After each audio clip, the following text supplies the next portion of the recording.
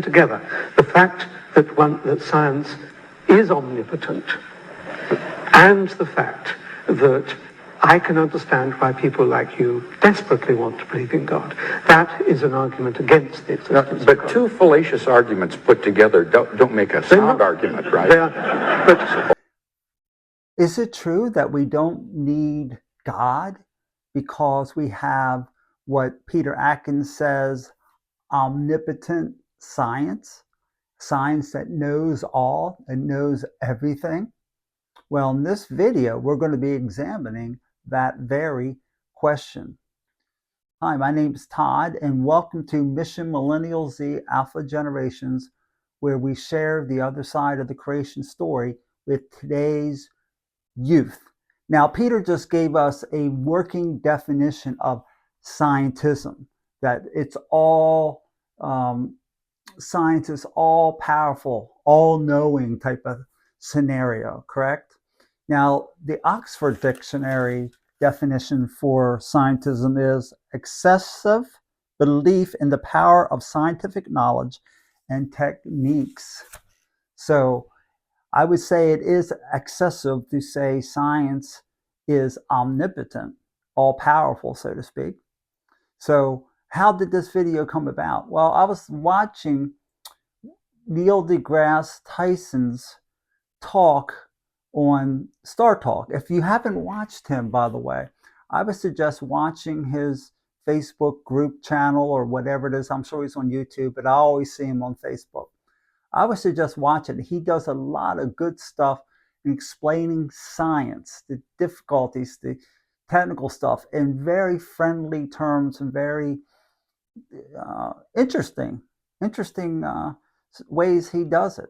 So I would highly suggest that you watch him. But when it comes to theology, when it comes to apologetics, he is basically out of his depth, quite frankly. Now, let's look at the quote that I'm referring to recently that got me into the scientism talk. And he says here, people turn to religion not to be informed. Of course, this is a categorical judgment you shouldn't be making about people. He doesn't like it if people do that to him. Not to be informed, but to be massaged. It tells them what they want to hear and not what they need to know. Now, I don't want to delve too much into this statement, but this is a typical mischaracterization that atheists and some theists do too. They mischaracterize atheists. I mean, you see me call them out also. So I'm calling out the atheists when they do it to us. But that's not the main point. The main point on scientism is found right here. Only one discipline exists to inform the human mind, to expand human knowledge, and that discipline is science. Now, there's two problems with this statement. One is that this statement in and of itself cannot be proven scientifically to be true, right? It just can't. And two, this is a philosophical statement. And philosophy is one discipline that you'll find in all colleges, in all universities, philosophy professors, and so forth. This is a study. It's a discipline. And this right here is a philosophical statement. Now, it's interesting. A lot of atheists take this tack. Stephen Hawking, he's a brilliant guy. Stephen Hawking wrote a book. I can't remember the book right now. I can't remember off the top of my head. But he led off in the book by saying, philosophy is dead. And then about 1/3 of the book, it's filled with philosophical statements. And the point here is this. Science deals with physics, with laws. They're scientific facts, like Einstein's E equals mc squared. That is a scientific fact in and of itself, it doesn't tell you whether God exists or not. We can know from this fact, E equals mc squared, that matter is derivative, not fundamental, that the universe had a beginning. But that in and of itself doesn't tell us whether God exists or not. You need to make philosophical arguments based on those facts to determine that. Philosophical, metaphysical arguments need to be made to ascertain whether God exists or not. So, let's watch the debate between Peter Atkins and William Lane Craig, where they get into this. William Lane Craig is a very good Christian apologist.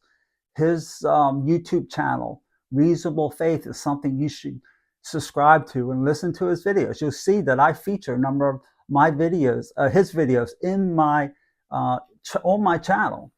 In my playlist, you'll see a number of his videos that he's that good. So we'll let this play out itself without comment. So let's watch it now. That very debate we led off with this video with in the introduction. The reason why people believe, desperate to believe, together with the fact that you don't need actually a God, in a sense, amounts to an argument against the existence of God.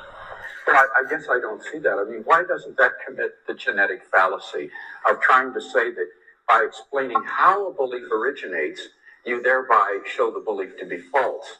Even if it were true that belief in the existence of God were the product of fear and anxiety and so forth, which I don't for a minute admit, but even if it were, that's simply a genetic fallacy to say that because that's the way the belief originates, therefore the belief is false. But that's only one half of the argument. I'm not saying that that alone is adequate, and I'm not saying that the fact that science can account for everything, it alone is also adequate. But taken together, the fact that science is omnipotent, and the fact that I can understand why people like you desperately want to believe in God.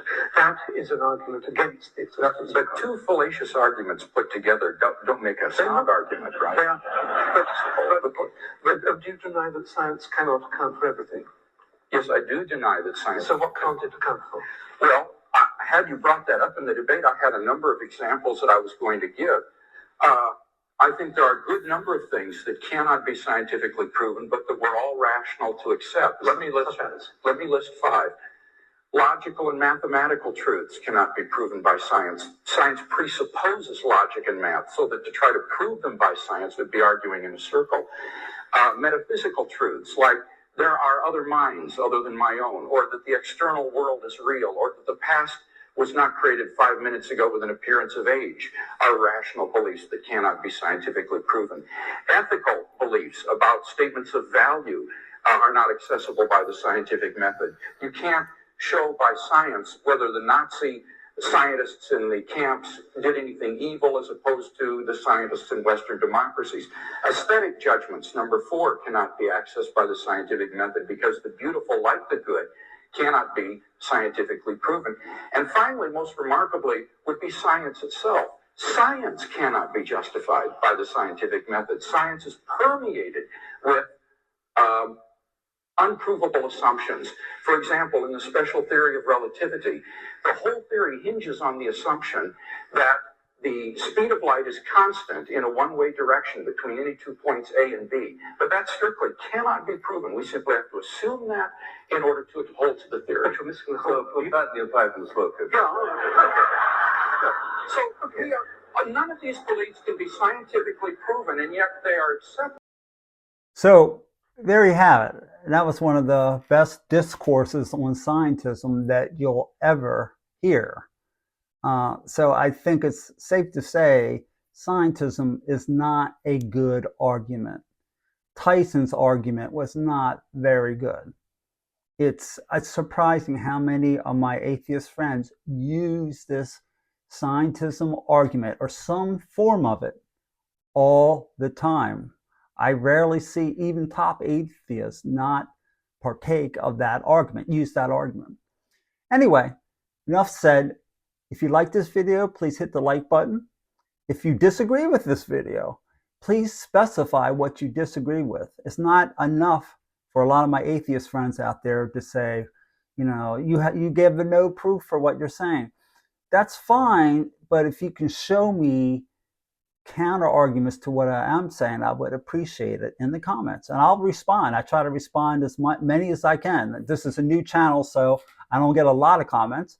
So I have time, and I try to make time to answer every single one. So you all have a good day, and we'll see you next time. Bye-bye.